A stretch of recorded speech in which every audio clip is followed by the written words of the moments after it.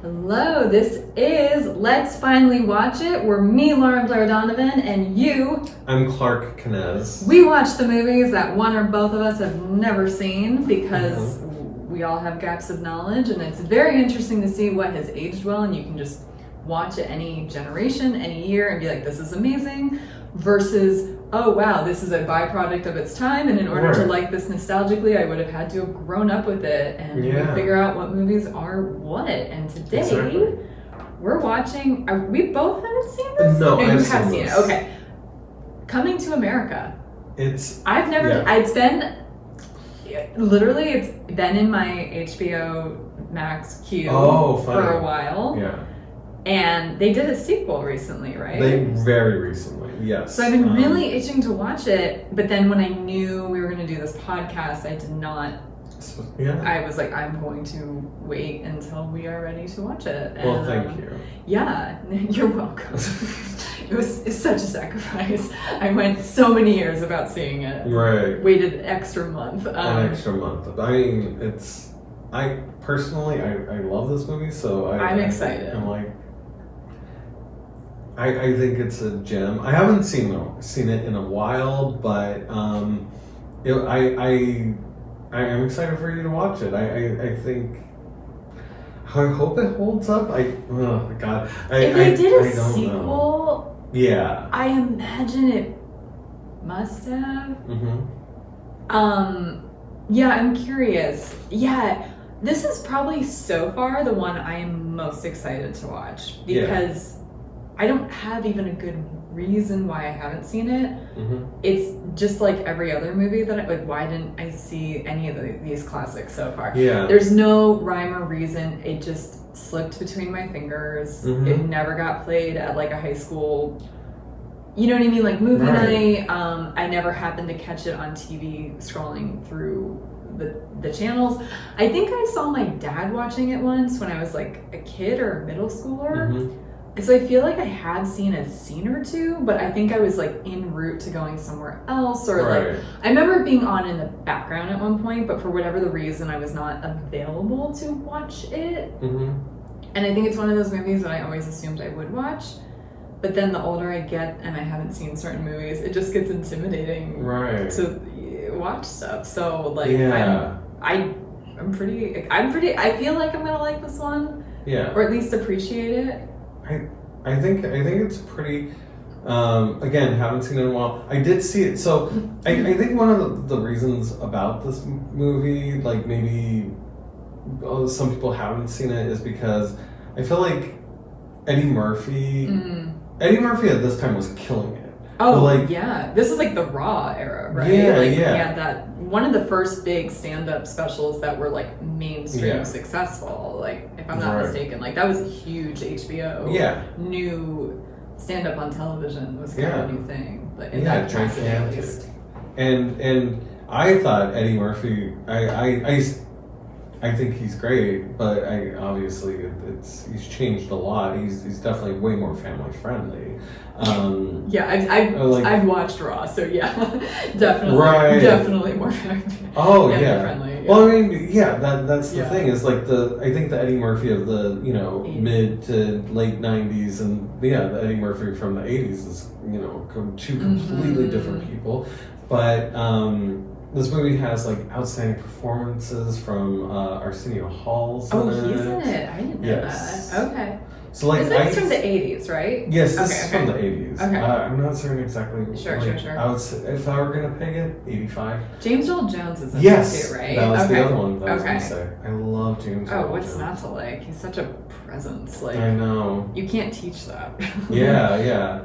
And I'm so surprised because you haven't seen Star Wars too. That's I have seen The Lion King though. You have seen The Lion King, yeah. And he was in a few episodes of the WB show that's largely forgotten, Everwood. He was a coal miner who also is a genius pianist. So no, and I know him from others. He's James Earl freaking Jones. So, yeah, he was in a really good movie that I personally have a very soft spot for. It's called Sneakers. Oh, I haven't heard of that. Yeah. All right, maybe we'll finally watch that. We'll see. But It's a lot of hacking, but like early '90s hacking. It's but he's in it. And he lights up the screen every time he's on. Yep. I mean, undeniably one of the best voices ever to exist in the world. 100%. Can you imagine if he was born like 100 years earlier? Like his voice would never have been recorded in time. Oh. How privileged are we? Because you're right, he really does have this iconic booming but also soft voice. Yes, exactly. It's such an interesting combination.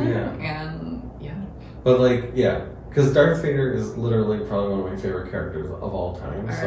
But he's great. He's great in this movie. And I think it's such a funny premise.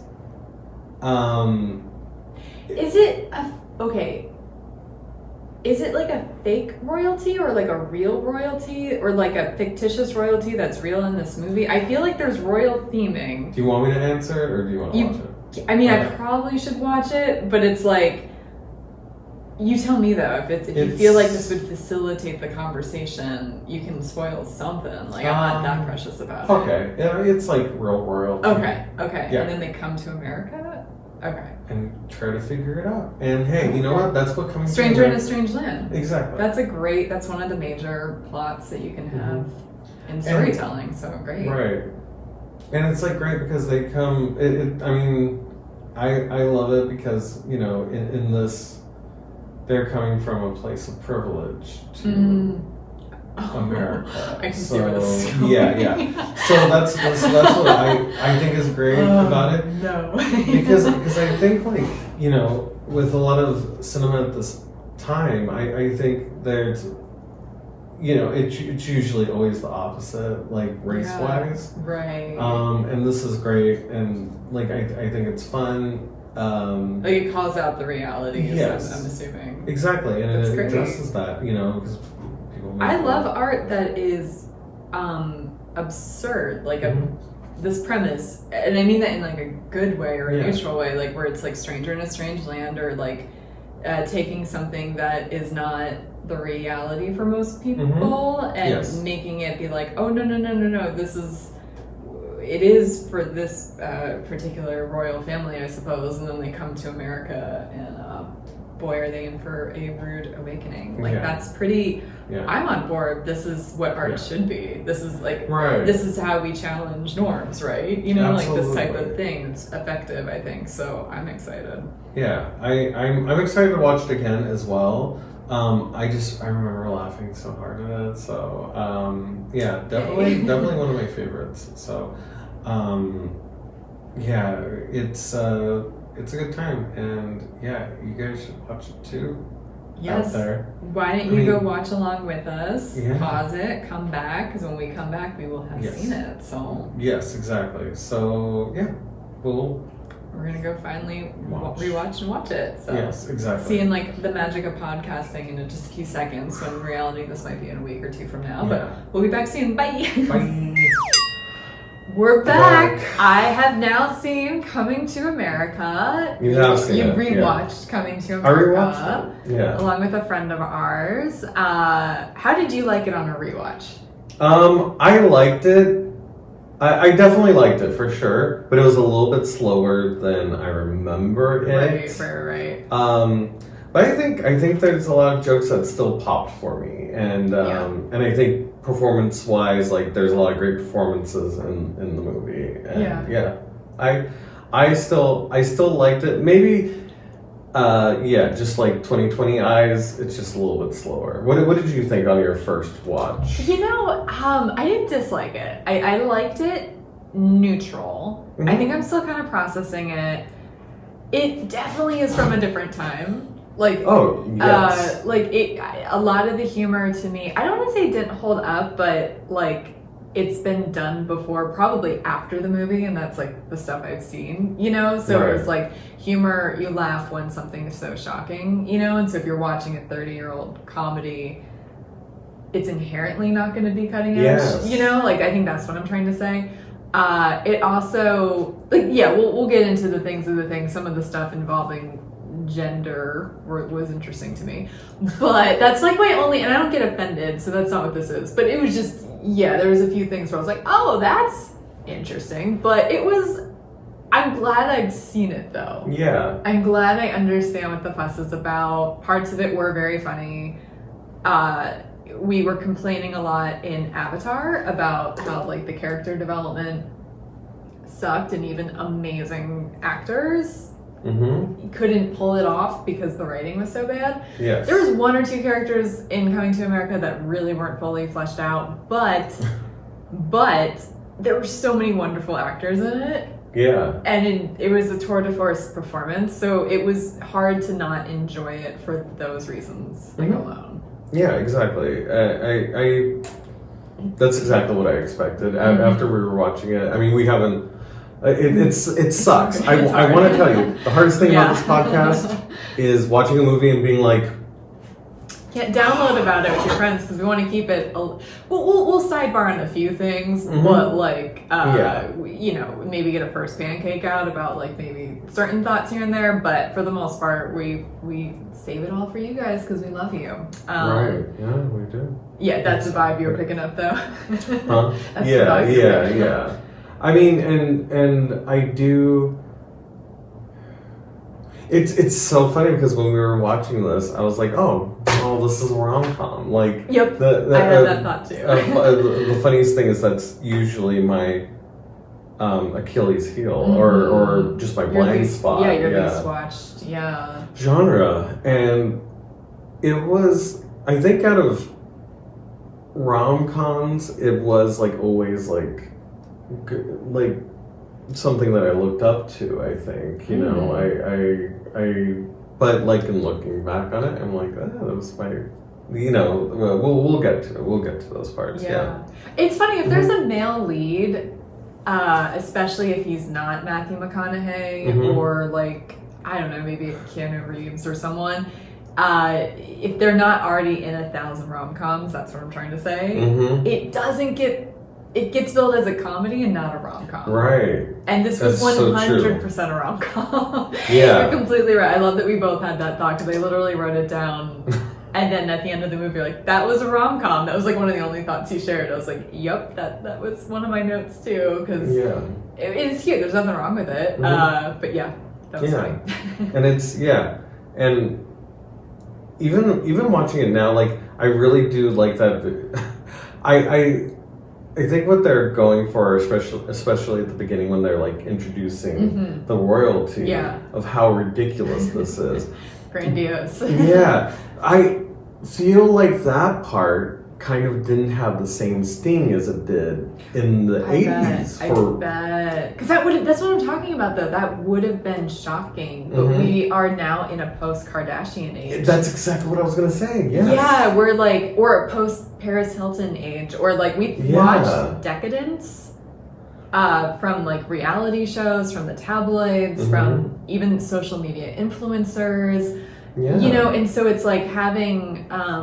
I think having any kind of servants is always a little jarring because we don't, even if we have maids or something, like for the most part that's not in our society, so that hasn't changed. But everything, the opulence, I think, was not as ridiculously hilarious because it really does look like a lot of people's Instagram accounts. Exactly. So, and especially since you could curate your life online and you can make it look a certain way. Absolutely. You can do smoke and mirrors. You could be poor and look super wealthy. So I agree. The opening was kind of it was beautiful. Like it was beautiful. Like the building, the palace that they were in was gorgeous. I loved seeing all the safari animals. A lot of my favorite animals happen to be like wild animals like elephants. So I was like in hog heaven, in elephant heaven. But like it was funny, even like the getting ready scene, to me as a comedian, I don't know if this popped for you, and this is a little bitch eating crackers, but there was a scene where he's in this pool, and that's how he bathes, and he has a woman topless next to him, and then another woman reveals herself to have been underneath the water, and she says, the royal peen is clean. And, okay, fine, whatever. But then the next scene was somebody brushing his teeth for him. Right. And I was like, it feels more heightened to have a royal member washer than to have a toothbrush washer. And so, because you know how like in comedy we're trained to heighten. Yes, yeah. I was so shocked that came first. That's Right. only a comedian would nitpick that. But like, and I'm not saying I'm funnier than Eddie Murphy because I'm not, but I'm just like that drove my brain a little bananas, where I was like, oh, that the sequence of this feels like it was edited out of order. Mm-hmm. Yeah, the heightening, it was lateral moves, if not lower. Right, stake. like someone cleaning your private parts versus your teeth is way more heightened than someone brushing your teeth. Yeah. So, that was like, I was like, oh wow, times have changed. We in a way, it's good to not have a formula for comedy, but at the same token, sometimes formulas exist because they work. Yeah, and it was less shocking. Yeah, so you're like, okay, like, yeah, because the rest of it just kind of went on. But I do think like they fixed a little bit of that because it's introduced. Yeah. Introducing him, introducing his parents. Which, right. We're James Earl Jones. James Earl Jones. We stand. Oh my God, I mean, I always talk about Star Wars. You're probably sick of hearing about it, but the one thing that we did talk about was he's always a king or a tour de force power. Yeah, or like a CIA director, or he's always like in these.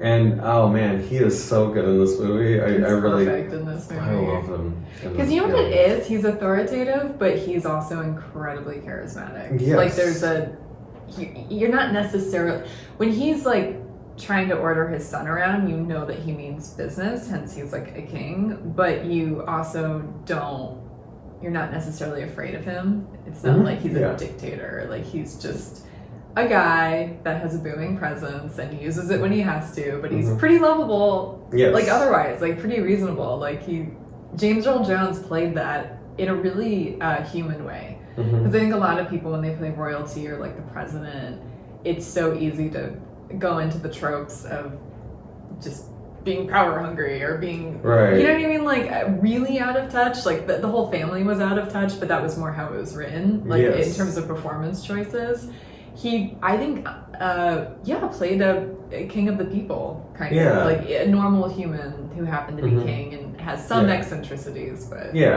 he's definitely had a life where everything has been done for him, of course, but very sheltered for sure. But his heart is in the right place for sure. It is. The scene that got me the most, I think, though, is in the beginning when they were at this long ass breakfast table and they were using intercoms. Yeah.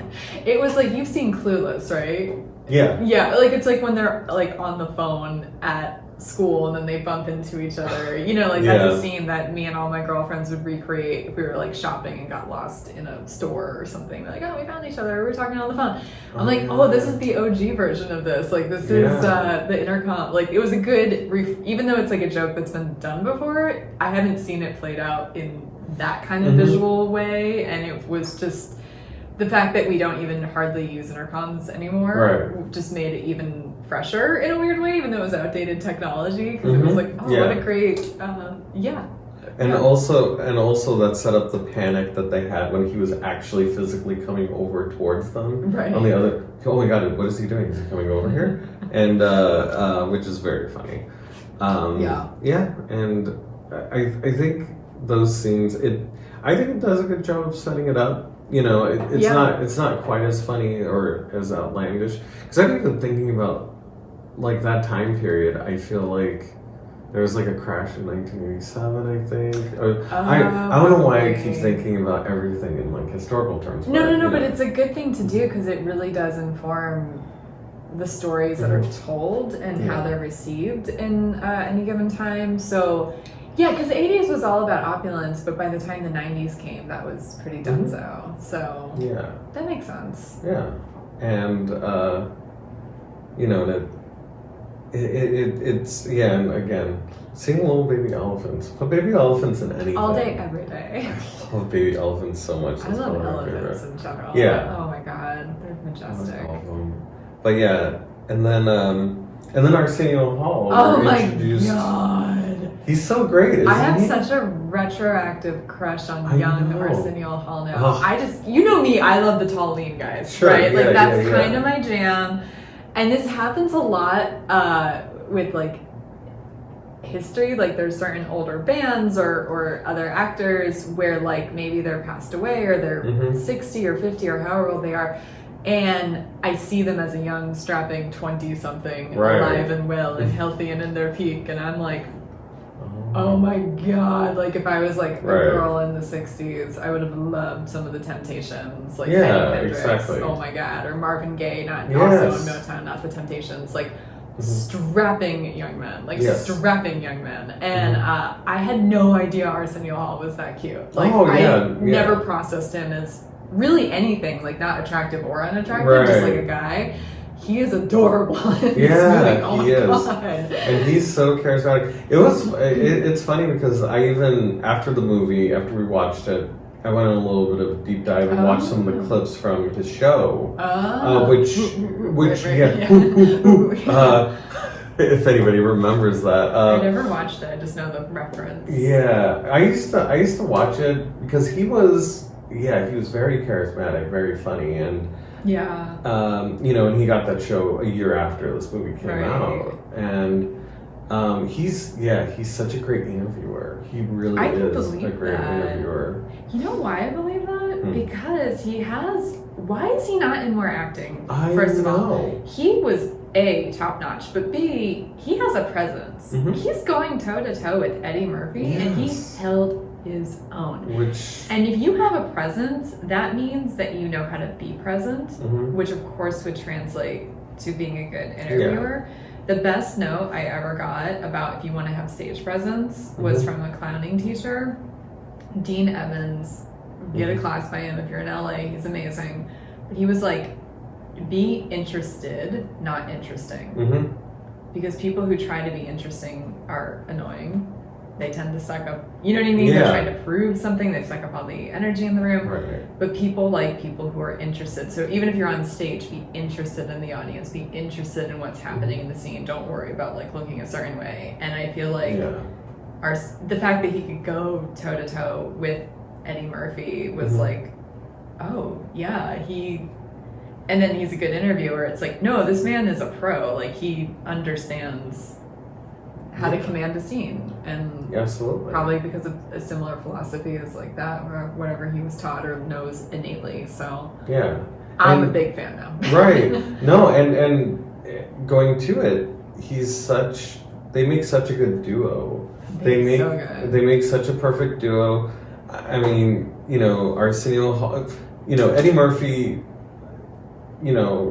wants to get rid of all of this royal stuff. He's like weirdly grounded about it. Like weirdly like, let's be dirt poor about it. Like, it's fine. Exactly.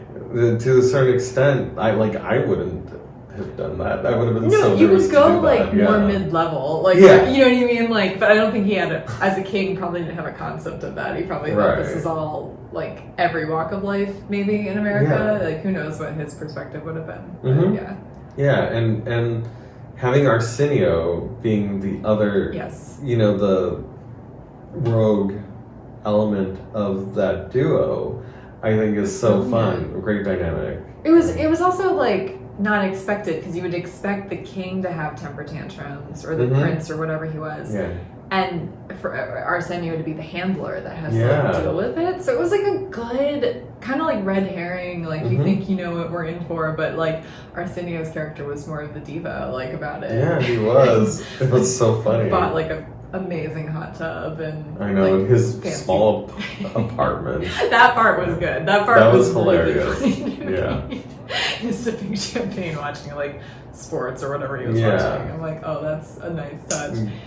Yeah, he was great, and it was just effortless. Their dynamic was my favorite. And not just because I was crushing on Arsenio, but like it was my favorite of the movie. Like, I could just watch them go anywhere, like make more sequels about them doing whatever they're doing in the world. Exactly, and there is a sequel. I know, actually, we have to finally watch it. That would be fun.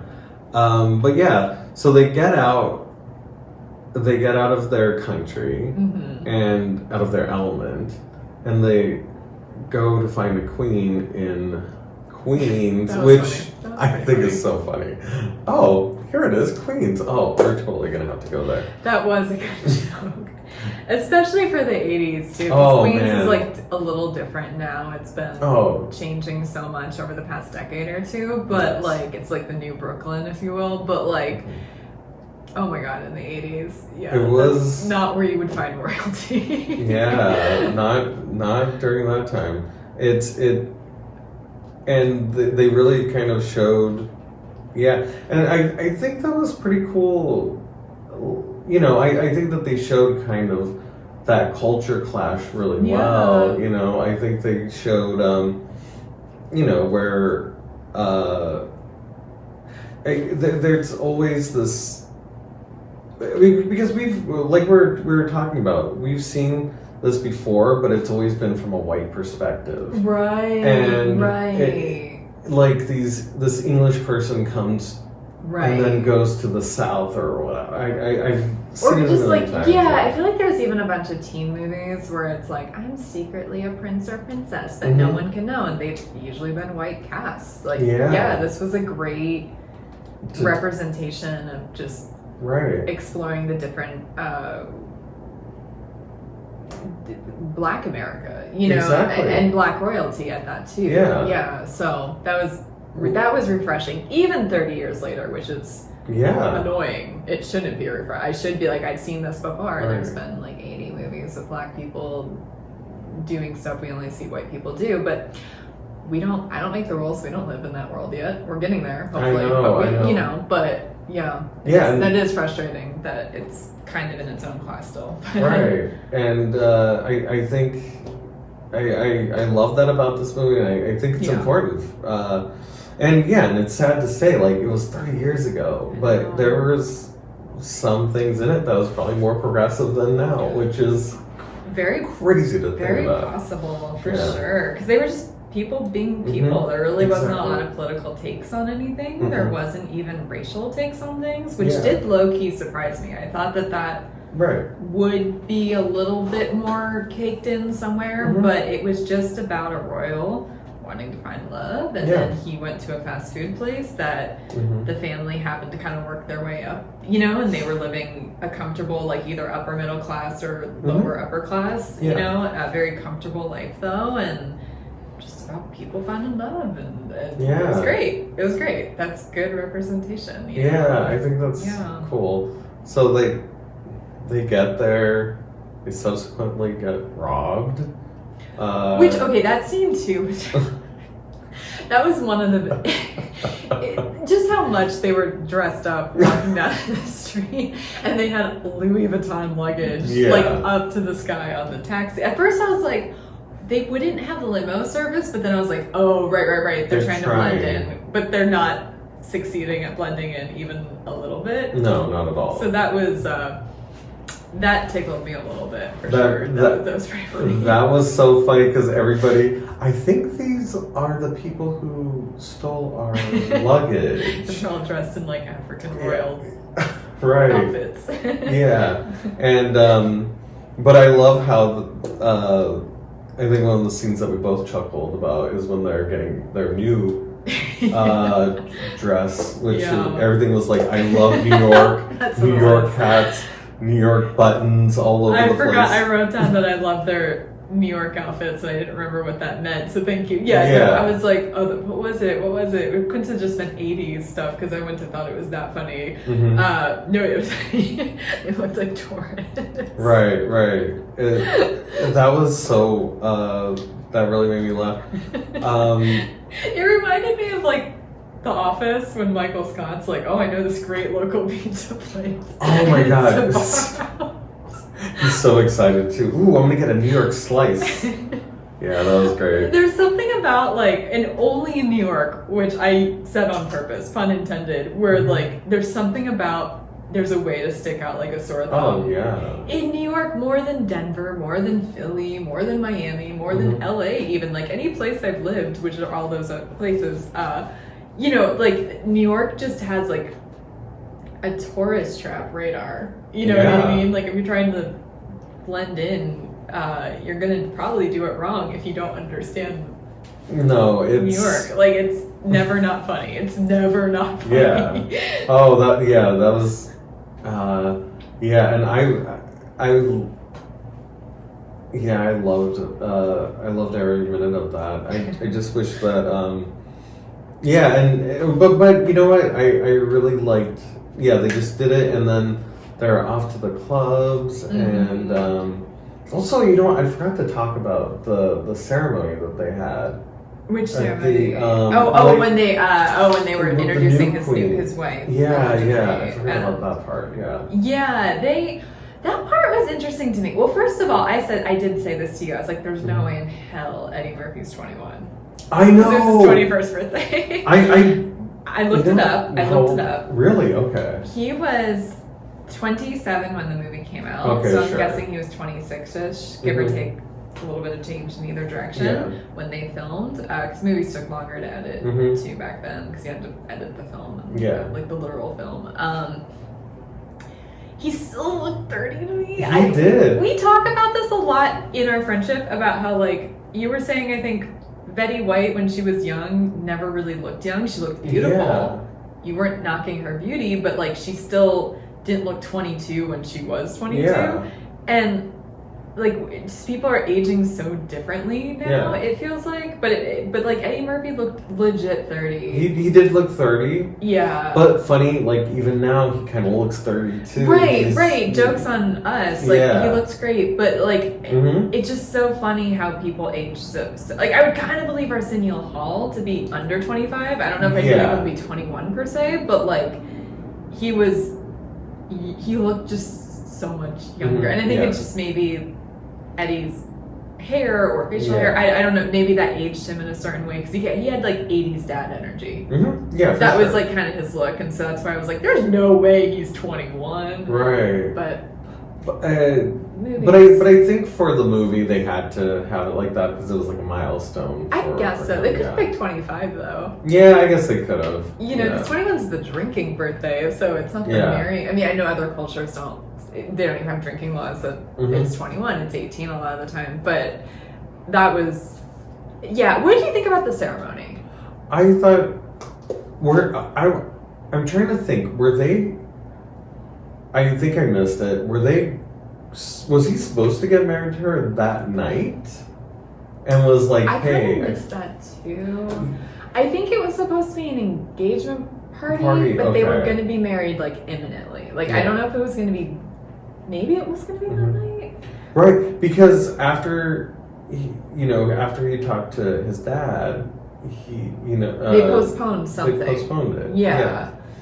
And so, we'll give him 40 days. Right. To sow his royal oats or whatever. Right. And he didn't do that. He didn't really sow his oats. I did appreciate that he was like a royal with a heart of gold. Yeah. And like just earnestly wanted companionship that would be interesting versus like catered to him.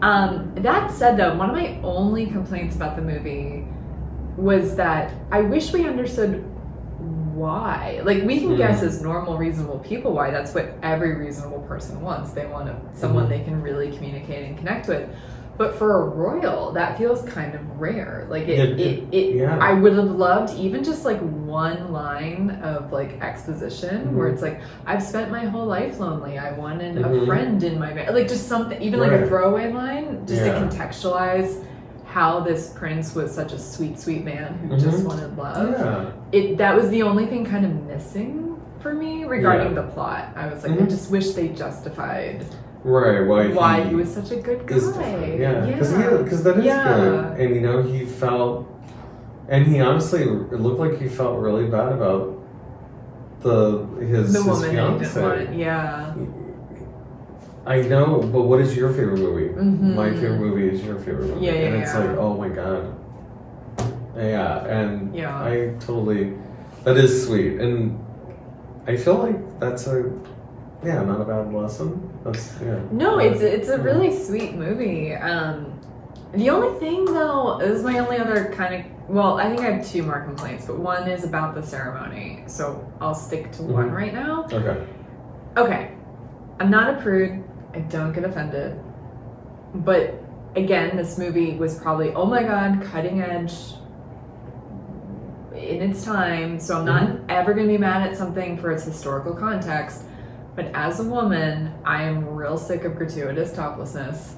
Oh, yeah. I am really sick of jokes about women's beauty being at their expenses. Because if you remember, there was a red herring where they brought out a more homely girl. A false queen. That probably wasn't ugly, just made up a certain way. Like, I'm not going to knock her. But, and like, he was relieved. And I get it. We all want someone that we fancy. But, like, we all also have different types. I'm really sick of, like, for men, women, or non-binary, it doesn't matter. Just very superficial, one-note takes of what beauty is. Because someone would find that woman beautiful. Exactly. And she was, and yeah. Yeah, like, and it's just like, I'm just sick of the archetypes. Like, I'm so sick of it. You know, I totally got that. You know, and so parts of it just were like a little cringe to me. Again, I'm not mad at it per se. It's a product of its time. It's just stupid to get mad at stuff retroactively. And it probably was very, like, that is, even up until 10 years ago, we would make jokes about ugly versus attractive. So, like, we're all guilty of it, but I'm just over it. So it was a hard rewatch. I think that's what, or hard watch, having never seen. It's like, oh, this is why people see movies in a timely fashion and not like me, and they don't see them for decades, because it is, I think, more enjoyable to watch something when it's fresh and current. Sure. I think so. I do think that there are definitely things that work better. I feel like, you know how bands, they will have like a bunch of remixes, remasters, like the 20th anniversary or something like that.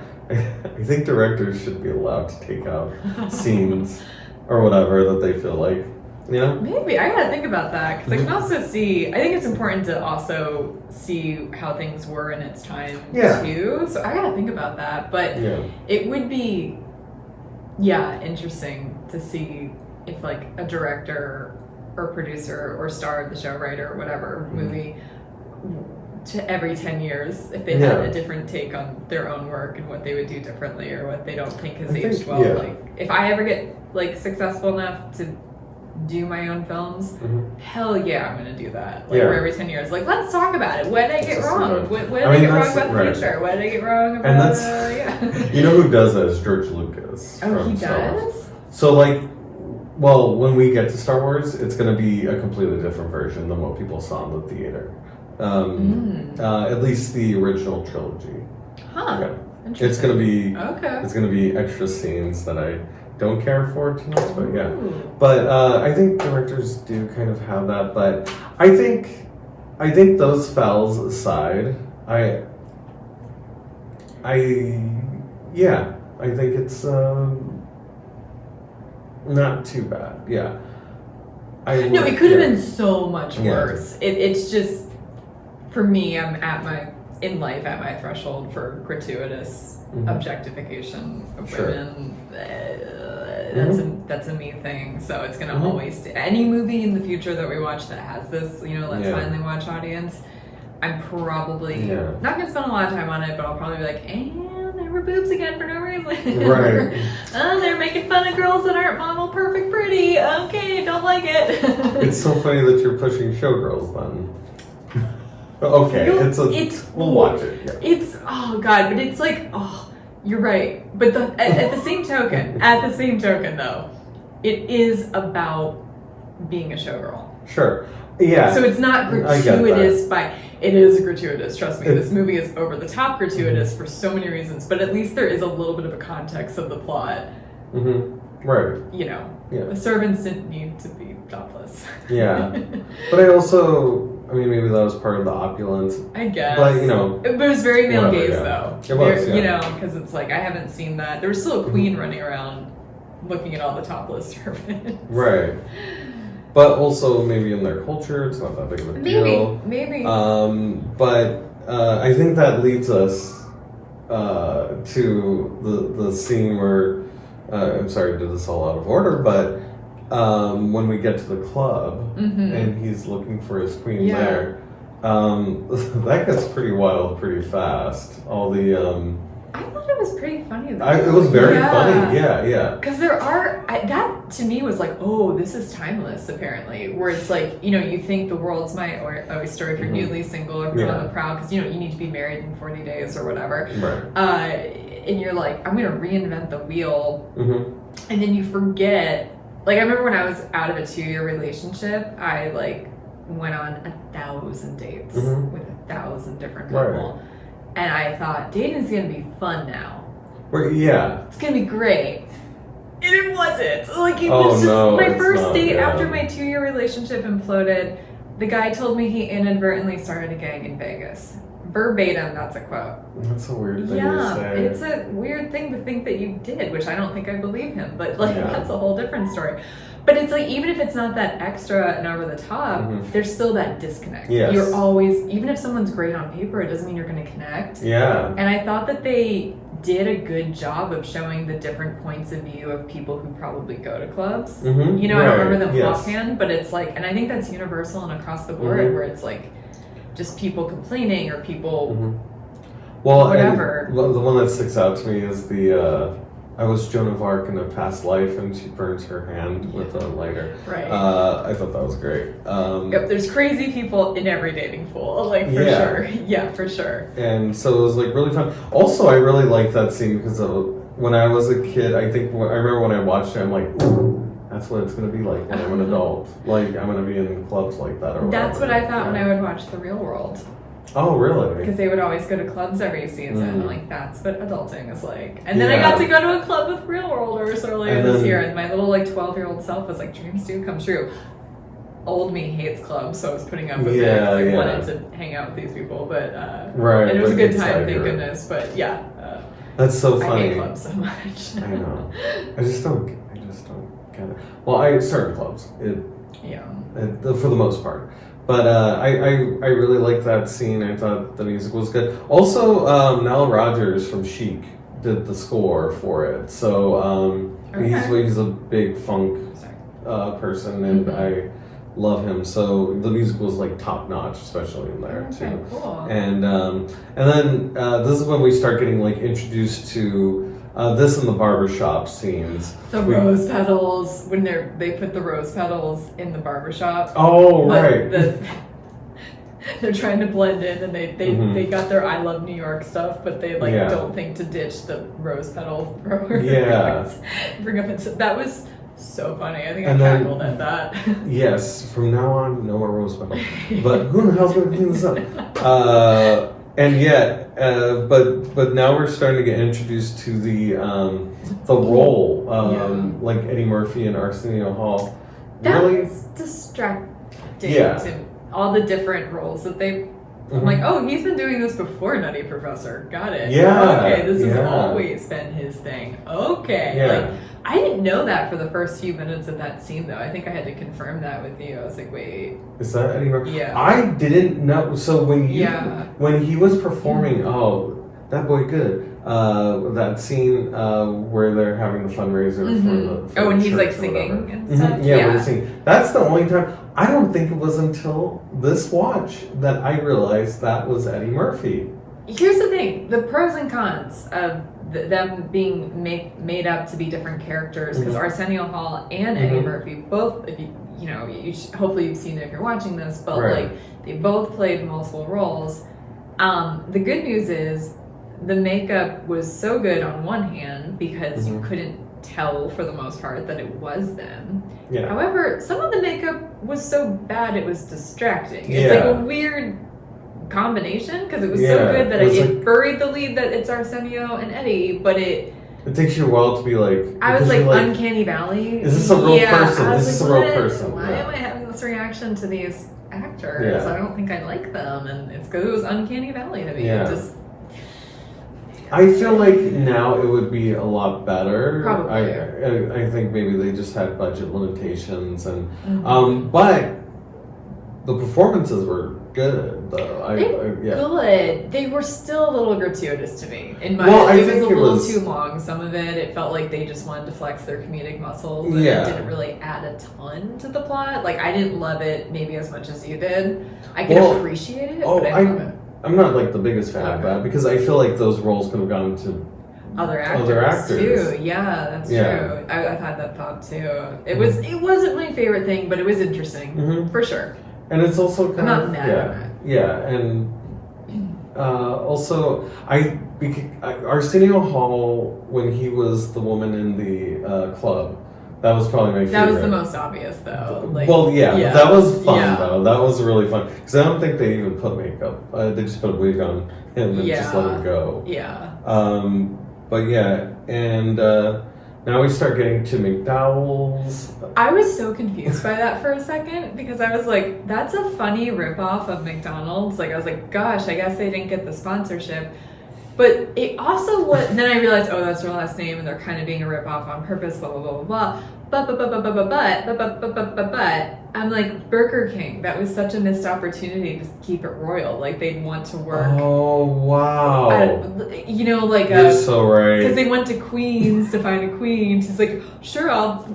Oh my God. It goes against them being commoners, if you will. Like maybe it makes more sense to go to a nondescript restaurant with arcs that means nothing to them language-wise, but like Burger King would have just been a missed opportunity.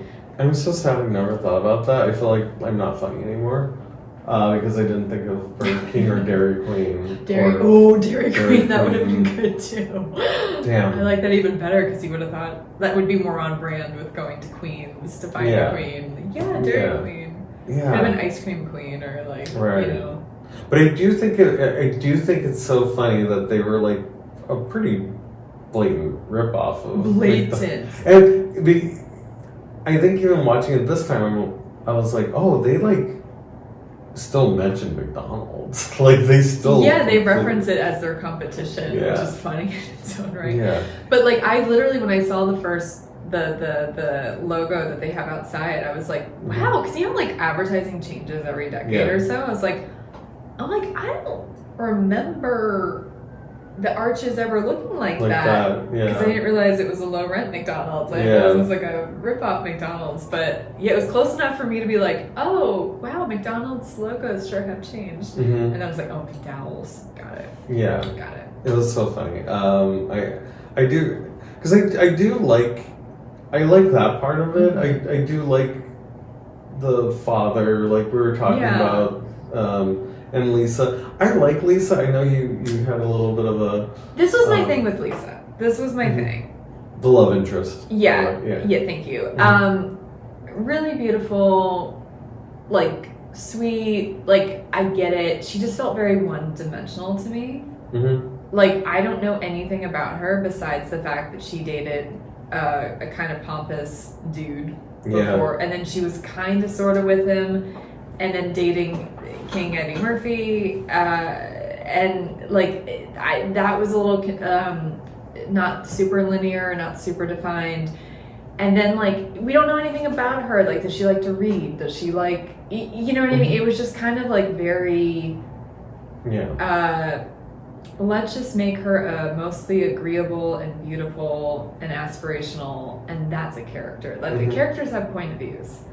You know, and it's like, was she into wealth or was she not? Like, she clearly didn't mind it. She clearly didn't need it because she was humoring a fast food worker. But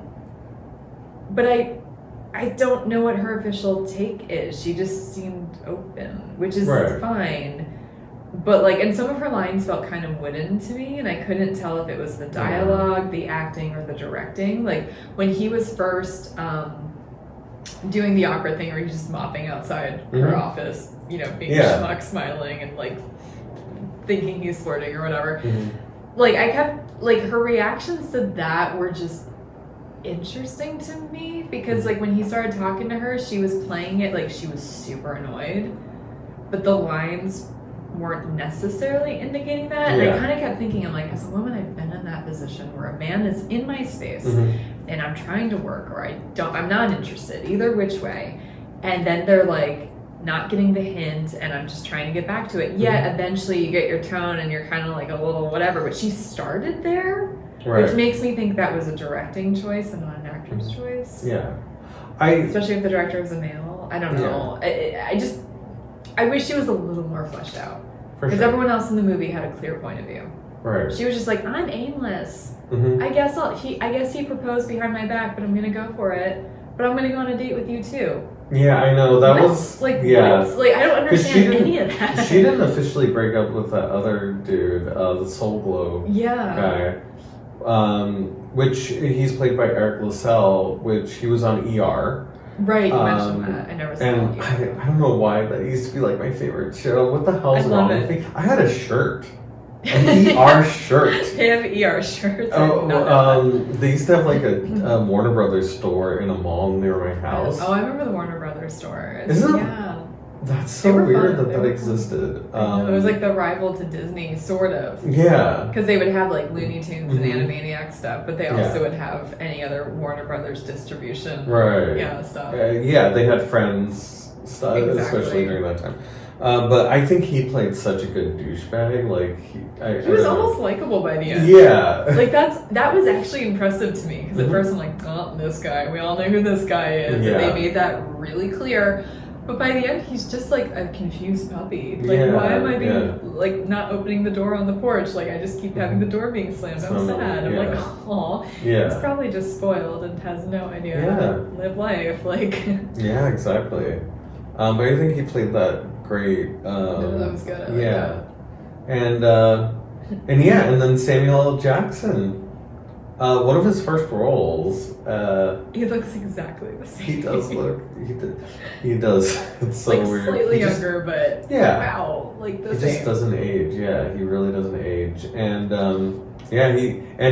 his first big role, he's saying a lot of F words. He is saying a lot. It was prep work for getting some motherfucking snakes on this motherfucking plane. It set him on a trajectory. That's for sure. I think. And that was fun.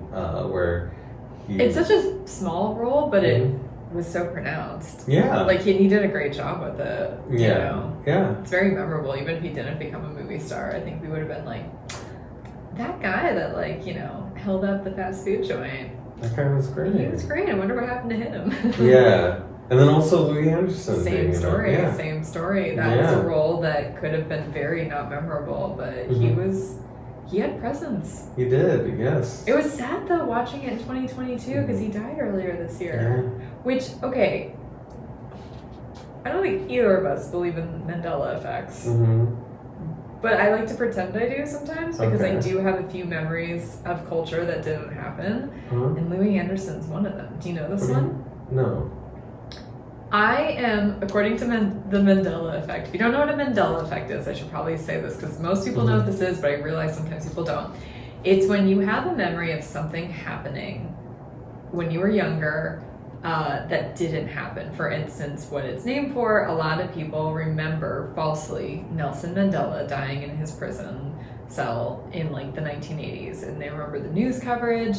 They go to their family, don't you remember this? Like, yeah, I watched it with you. And of course, Nelson Mandela did die like a decade or so ago, but he was alive and well until then, was released until, into the world again, went on to be like, a great dude, continued to be a great dude, I should say, powerful dude. And when he did die, some 10, give or take, years ago, that shocked a lot of people because they remembered him dying in the 80s. And in prison. In prison. It was all very specific memory. I remember Louis Anderson dying in the mid-aughts. Oh, that's so... And I'm not the only one that remembers that. Really? Yeah. Huh. I remember it so specifically scrolling across, like, CNN or something. Yeah. Like, they have the scrollers at the bottom, and I'm like, because I didn't know him that well, but I knew who he was, and it was literally 2 years ago I found out he was still alive and well. Yeah. So this is the second time I remember him dying. Right. And I'm like, that one weird. There's 3 that kind of weird me out. That one weirds me out. Really? Yeah. Okay, that's interesting. Yeah, Yeah, I don't really have any of those. The ones that people say, I'm like, yeah, but also like memories are. Yep. You could implant stuff. You can confabulate stuff. You can just hear phrases the wrong way. Or misquotes. Yep. There's plenty of misquotes. Yep, out and there. that can become more popular. Yeah, for sure. Than the actual quote. Most of it, I don't think is that deep. Yeah, that one freaks me out. R.I.P. Because he's great. I used to love Life with Louie. That used to be one of my favorite cartoons. You never saw that? Oh my god, I love that show. That was like one of my favorite shows. I feel like during the late 90s, there were some really good, like Life with Louie and Bobby's World. Oh, yeah. Was he on that too? No, so Bobby's World is Howie Mandel. That's Howie Mandel? I didn't know that. Yeah. Oh, I did not know that. And so I used to love both of those shows, and it was basically like stand-up comedians talking about their life. Oh, also, I think when older comedians have shows about them as a kid, because even Everyone Hates Chris, I love that show. That's like one of my favorites. I never saw that show. I love Chris Rock. Yeah, too. And Terry Crews is. It is such a good cast. Watch it. But anyways, yeah. Louis Anderson, he was great in this. He had like really good nuggets of wisdom, which is usually, it's weird because that was kind of a reversal of a lot of like Bagger Vance, like the Green Mile and stuff, the magical black man coming in. And so I thought it was kind of funny that they had this guy like Louis Anderson kind of having that role. He had funny reactions to stuff too, like even like non-verbal parts. Oh, he just really reacted well to like anything that was happening. Yeah, he's a lot so of presence. May he rest. My God. Yeah, I want to watch everything he's in now. And so he's moving up in the company and everything, and we get to the part where he's trying to like hide. Now the cat's kind of coming out of the bag, and that's probably family's coming to town. Yes, like that's like the fun part where you're getting anxious for him. Like these. Usually that stuff stresses me out, but like that's like my least favorite parts of the movie. Like usually, but you're right. That was actually really fun because. Just to see the royal family come to town, or even like right before then, when Arsenio bought like the pimped out version of the hot tub or the apartment, it was fun to watch him get foiled. Yeah, I guess it was not a stressful foil to me. It was like, oh, buckle up, this is ridiculous and fun to watch, and just Yeah, he comes to the apartment. They're gonna have a date night, him and Lisa, Akeem and Lisa, and Arsenio's there, just in a hot tub, watching sports, and like it's decked out a very particular time in the 80s. Yeah, I agree with that. Which is almost a lot of. It's a movement called vaporwave. It's like a type of music, but it's also like there's an aesthetic involved with it, and it kind of captures this kind of neon, because didn't you have like neon lights and stuff? And and it was mostly art. It wasn't anything that was like super hyper functional, but and this is where the mayhem starts ensuing, and then you have the family coming to town. He could tell where they've been because of the flowers, which is so funny. That's a good bit. And his interaction with like the bar, and then you start seeing James Earl Jones, who is the king, his interactions with life in New York, and it's so funny. And he is, and I pointed out while we were watching it, he has a line where he's like, "No, I will find him myself," and that's actually from Star Wars, which okay. So they actually lifted one of his lines. I love it when people do that. Oh, I know, because I've watched like interviews with James Earl Jones, and he really does like the fandom. He's a fan of. He is an actual fan of Star Wars, which a lot of I feel like a lot of people are like, oh, I did Star Wars and I'm embarrassed or whatever. He used to be, but not anymore for sure. And Yeah, he kind of embraced that. I thought that was very fun. And just, I really like, that was even a better fish out of water for me, was him adapting to life in New York. I would have loved to have seen that sequel too. Yeah. James Earl Jones and his wife, I forget the actress's name, but to see them just navigate New York, that sounds super fun. Oh yeah, absolutely. And and him finding out that he did manual labor, it's just so funny. Even him going to the other father's house, Cleo. Yeah, that was fun. Like when he went to Cleo's house and he's like, "Oh, you were," and him trying to impress him with pigs in a blanket. I was like, "Wow, that is so funny." It's frozen, but you can't tell. I love how he owned it too. It would have been funny enough just to see an hors d'oeuvre tray with little toothpicks in it, because that's not. Look, they do get passed around at fancy parties, whatever. But it is funny when royalty is coming to your house. Yeah. To have pigs in a blanket. I agree. That's the thing too. Cleo, that was the name of the character. The father. The father. He was someone that was so interesting to me because he was sort of materialistic. Yes. But he was very materialistic, actually. But he was still lovable too. Yeah. Like I think this was the epitome of like a father just wanting their daughters to marry well and has the best of intentions, but it's not a good look. Yeah. Which is so many parents, whether they're materialistic or not. Maybe they're pushing for education. Maybe they're pushing don't be friends with these types of people. Like whatever it can be. It was like, I'm like, wow, in the hands of a different actor, this would have been a terrible character. Oh yeah, absolutely. But this was endearing and fun to watch, even at the cringe moments. Yeah, he was on Good Times, and I used to love that show. So he played that so well, and I think it really does come out in the scenes where he's having heart-to-hearts with Eddie Murphy before he finds all the royalty stuff out.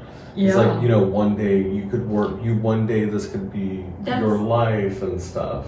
I think that's why I'm a little annoyed that we didn't know a little more about like Lisa, or even why she and Akeem bonded so much. Yeah, they kind of bonded over nothing.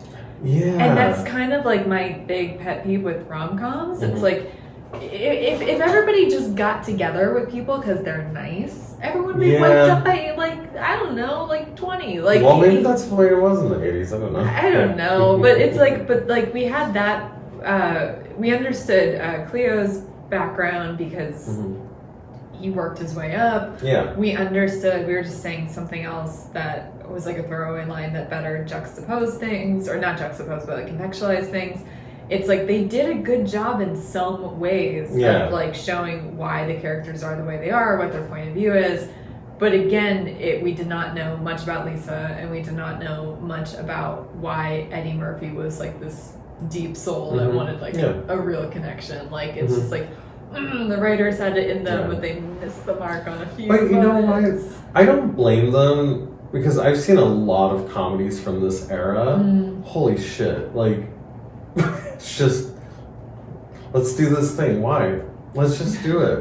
I don't know. Yeah, let's just I think let it that happen, is old school storytelling. Even sitcom storytelling. To go to a different medium, television. Yeah. There's a reason why we've been in this golden age of television. Maybe we're out of it by now, but there's a reason why that stuff took off, because it was more compelling, more people being nuanced and having points of view. So I think. Yeah, because I feel like a story like this could have been a TV show, and fleshed it out, oh my god, and fleshed it out. Maybe not a whole bunch of seasons, but 3 seasons or whatever, and then him worrying about when his dad comes, and then having to pretend. But I feel like people. This movie was short though. It was relatively short. Hour and a half. But I'm saying there's so many movies like this, and would probably cover all those things, but it would be 2 hours or so. Because I've been seeing comedies lately, and it's been 2 hours. I've been seeing blockbusters that are like 3 hours now. It's Right.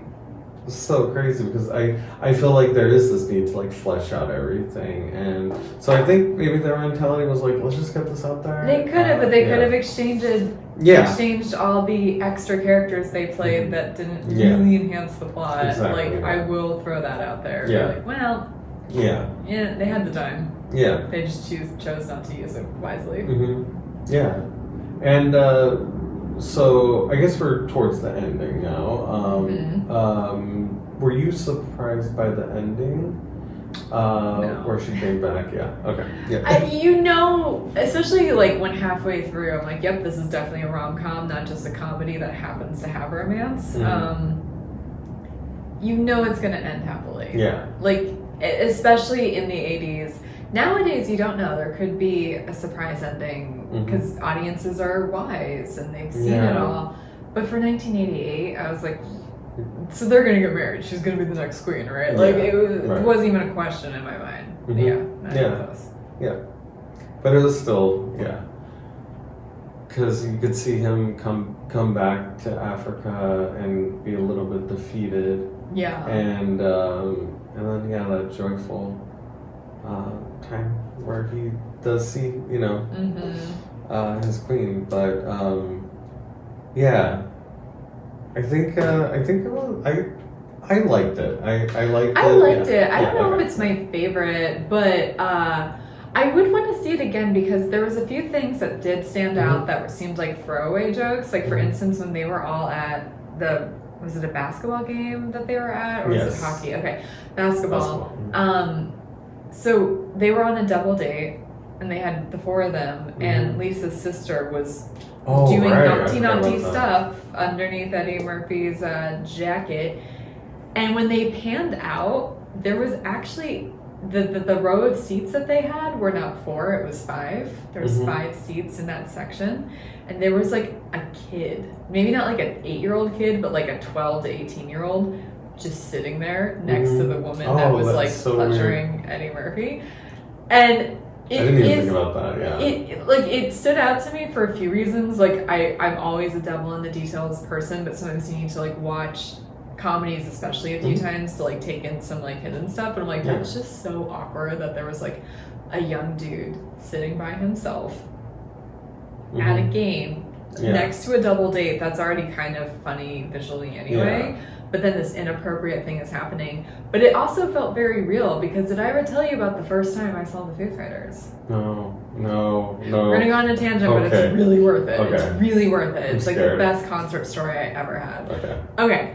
So I was at the Foo Fighters at the Pepsi Center in Denver with 4 of my friends, and Cage the Elephant opened for them. And after they were done, half the party went to go do whatever, and me and my friend Phil stood back and like held down the fort.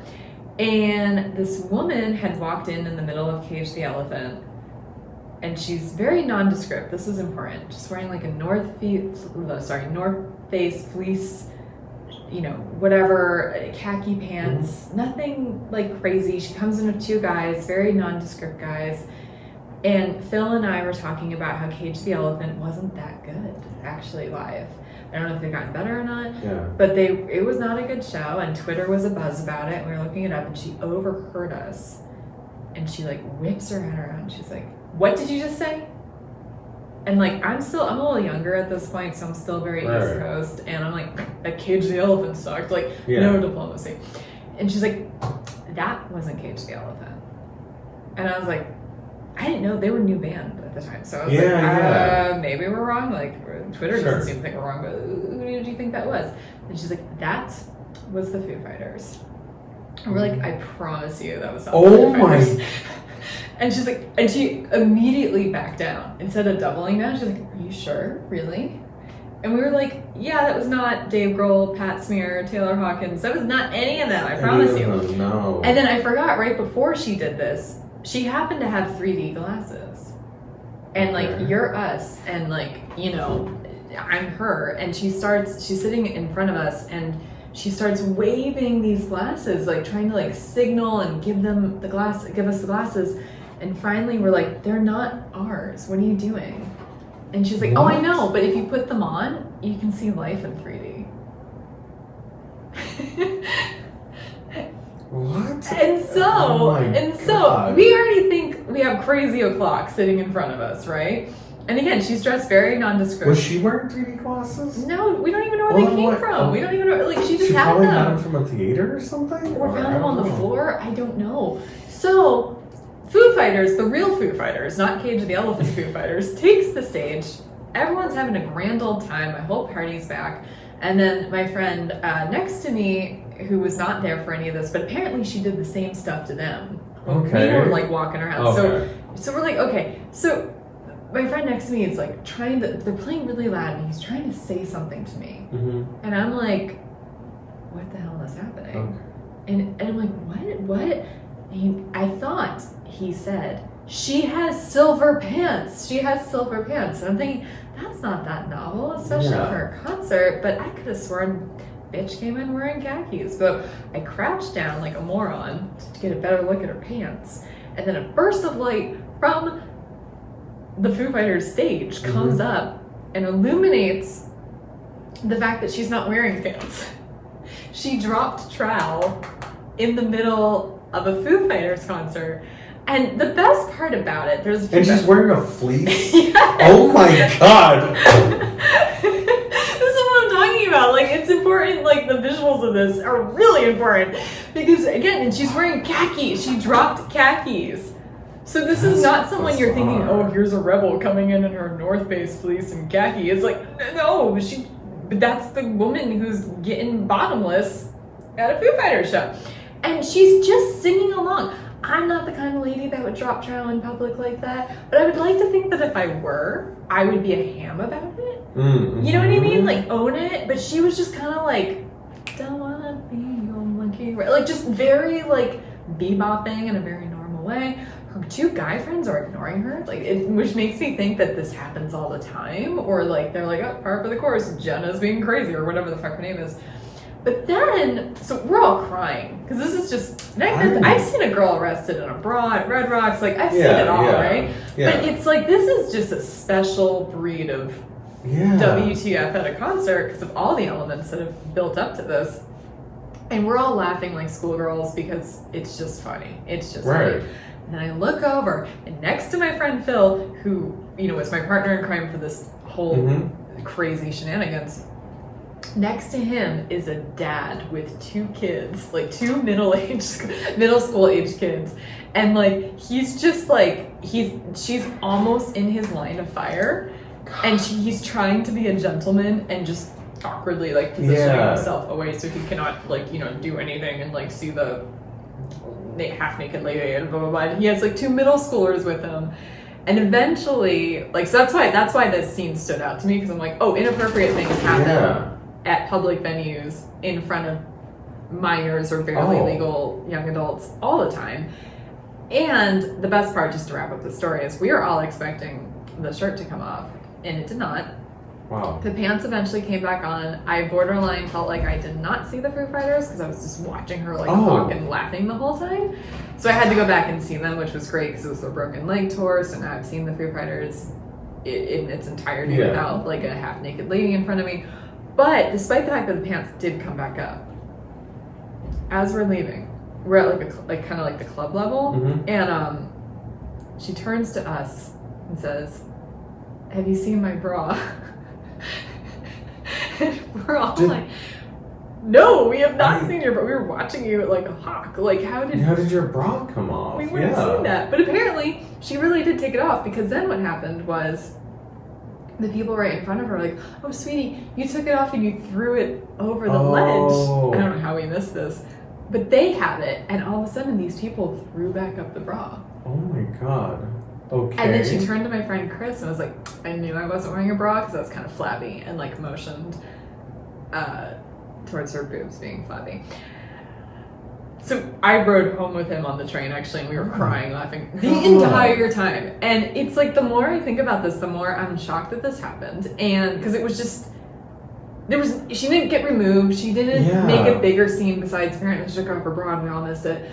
Like, it was just the most anticlimactic, concert story. Just like casually crazy. Like, just like subtly, like, I'm not gonna make a big deal out about it, but I'm gonna get naked. This is just who I am. Yeah. And I'm gonna do the 3D glasses thing. And that's the thing, because there was so much buildup, I thought, because Dave Grohl has a tremendously great sense of humor. Oh yeah, for sure. The whole band does. Half their videos are comedy videos. Yeah. You know?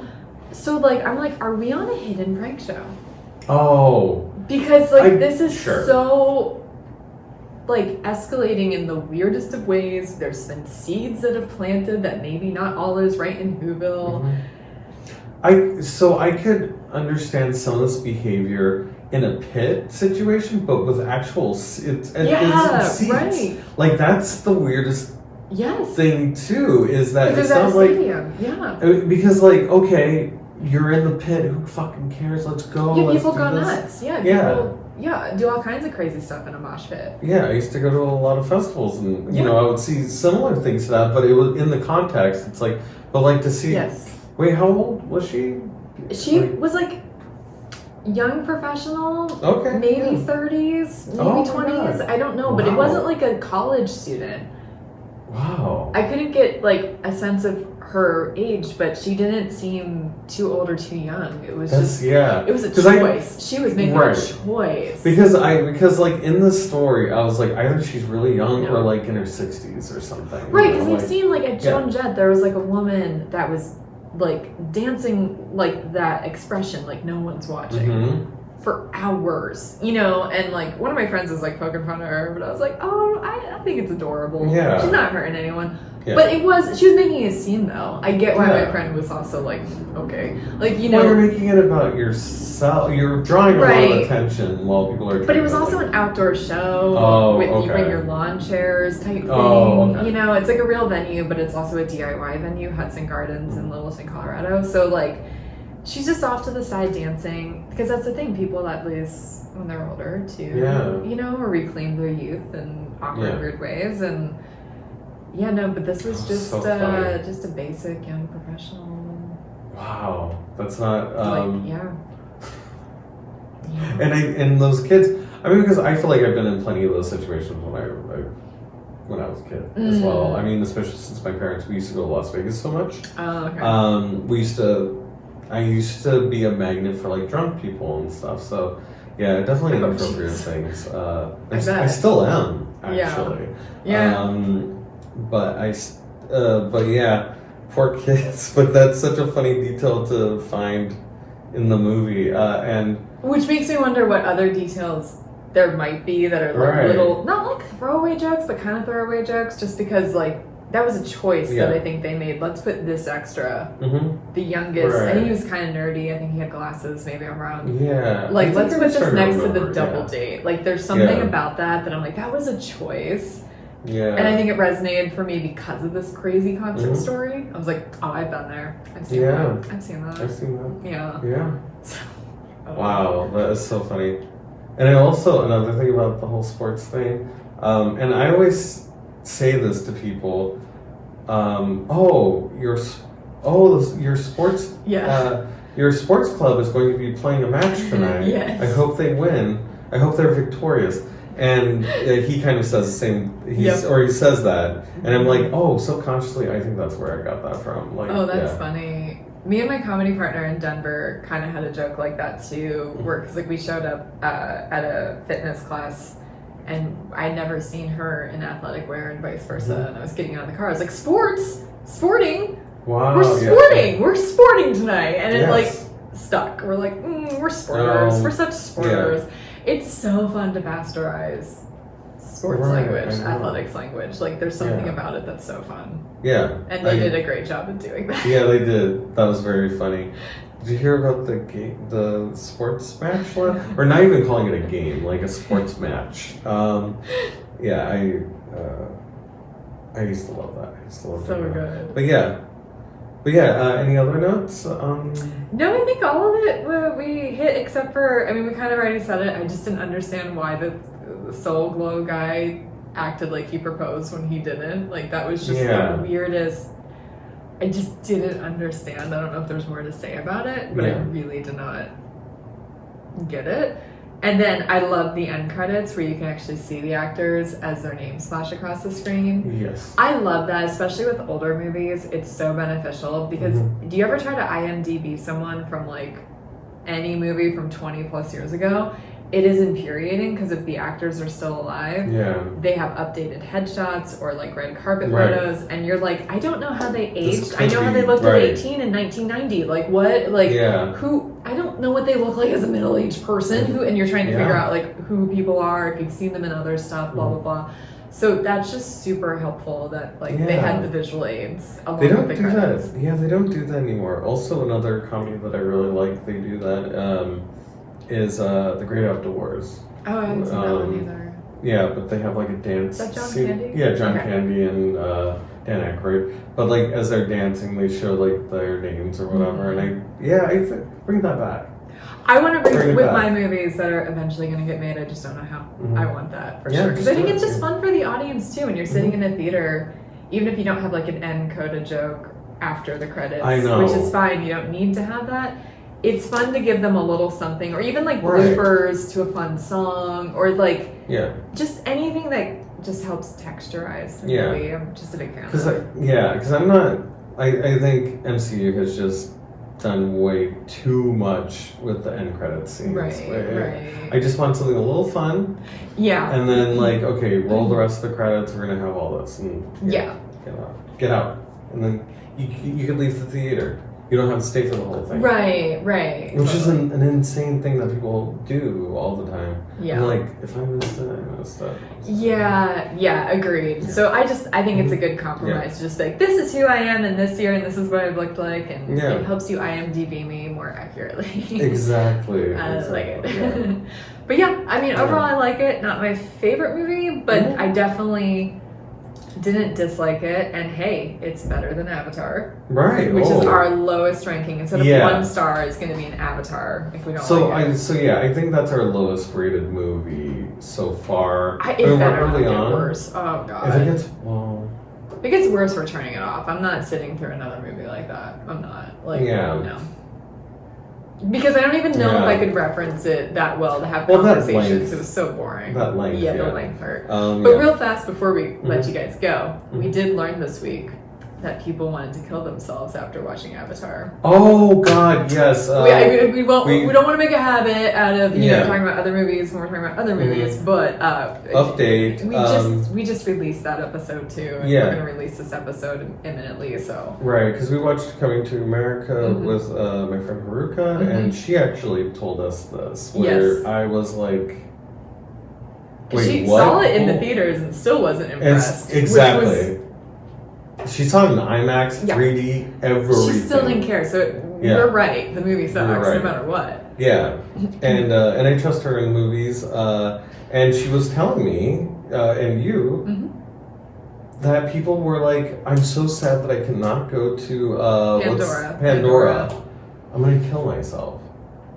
Because it's not a real place, god damn it. Like, I get, so like maybe even watching a movie where you're like, oh, this was a different time or something that was on Earth. Oh, I can't live in Paris in the 1890s. I'm gonna kill myself. Like I can understand that. That's fucking weird. Yeah. But this is like, that's like saying you're never gonna go to Narnia or you're never gonna go to. I don't even know.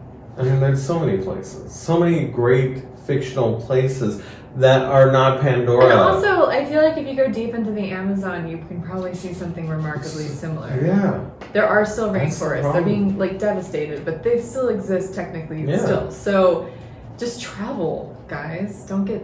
I know, seriously. And you can probably see way more beautiful things and real things. There's beautiful things everywhere. That's what like is crazy. Yeah, like I remember driving through Utah, which looks like you're on another planet. Yeah. I couldn't believe that we were still on Earth when I drove through, and parts of Arizona. Just because of the rock formations and like just how vast it is. And anywhere I've gone, pretty much, I'm like amazed with. And please don't. Like if you want to kill yourself because you saw Avatar, I get it, but that shouldn't be a reason. Yeah, it should be because it was bad. Right, because trust me, I'm with you, brothers and sisters. I was close. I'm with you. I was close. So But anyways, that was an addition to our Avatar watching. But So But I guess anyways. on that note, back to Coming to America. So yeah, it's somewhere in the middle for me with Okay. Late on Good. Good, yeah. I mean, I don't think. Yeah, and I'm same with it. There are things, that I would have fixed. Mm-hmm. Especially since all the other characters were fleshed out, and Yeah. they could have let the women. I did like the Queen. I did like the Queen's role, like when she was finally stood up to James Earl Jones and was like, "Hey, let him just have this one." Right, right. Like I thought that was cute. So yeah. And I think I like it more upon a rewatch because now that I know the plot and I'm acclimated, I could probably catch more things and just appreciate it for what it is too. Yeah, exactly. Sometimes first watches are hard for me. I either love it or I'm like hypercritical because I haven't seen it. Mm-hmm. If a movie like this, like if I haven't seen something and it's been out in culture, I'm like almost rebellious about it. I'm like, well, what am I watching? I'm going to be too hyper plugged into all the details. Yeah. So. I think also we're getting used to watching movies like this. I don't know if I've ever watched movies as intently as right, because it's not a casual watch. We're trying to look out for like what to talk about and stuff. We're taking notes. So. I know. I never usually take notes. Nerds. But yeah. What? I thought we were cool. Anyways, okay, but that was our review. What did you guys think? What did you guys think? Next week we're gonna be watching She's All That. Yeah. So stay tuned for that. And I'm Lauren Blair Donovan. You can find me at Blairosaurus Rex pretty much everywhere. And I'm Clark Canez, and you can find me. Just search Clark Canez on any social media. I don't put anything private. Open book. This man is an open book. Except he doesn't post on TikTok, but he has a TikTok. I'm still looking into it. Yep. Is there a clock involved? What's going on? Okay. Anyways, I feel like a grandpa when I go on there, frankly. So, I did too until TikTok started thinking I'm Gen X, which I'm not. I'm younger than that, but I feel less old now that I see older people on there. Yeah. That's what you need to do. I like music from the Gen X era, so I think that's part of it. TikTok's like, we know you. But also follow us on TikTok. We have that. Let's finally watch it, as well as YouTube and all the places podcasts are found. Spotify and all those ones, Absolutely. So watch She's All That because that is up next, and we'll see you next week. Bye. Bye.